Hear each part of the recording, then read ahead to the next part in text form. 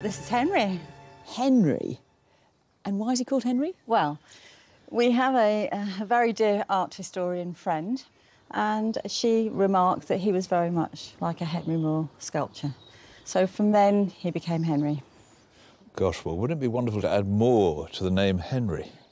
Because Henry Moore is one of the leading sculptors of the 20th century, influential, much collected, and you have an intriguing-looking object here that has some of the characteristics of this great man.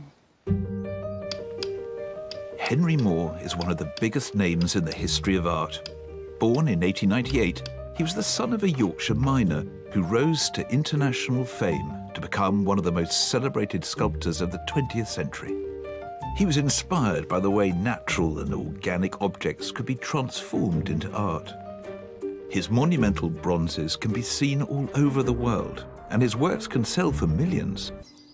So Henry came to live with you, and then what did you do with him?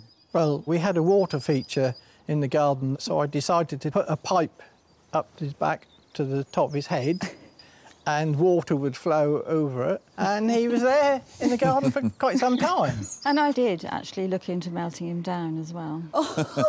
Shame on no. you, shame on you. It's all coming out now. I'm sorry to say that, but I did. Oh, my God. I weighed him and worked out how much he might be worth. I think it was £50. £50, yeah. Well, I hope you rue the day that you considered melting this down, because I reckon that is a first, isn't it? We're off to a promising start because Henry has already caught the interest of the Henry Moore Foundation.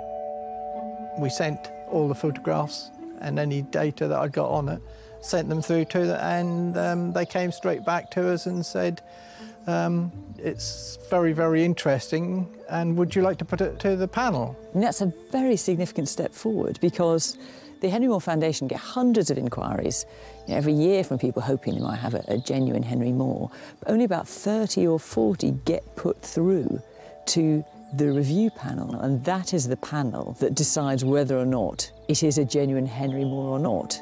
In the eyes of the art world, they have the Roman emperor's power to say yes, or no. And so what you want us to do now, then, is make the strongest possible case Exactly, yeah. for the Henry Moore Foundation then to consider. Yes. Well, if we can prove that this is a one-off, not one of a series, but a unique object by a much-loved, highly regarded sculptor of the 20th century, we could be talking in excess of £500,000. Who knows? Could even be £1 million. Wow. Up to £1 million? That's extraordinary. Absolute shock. This is Henry, the doorstop.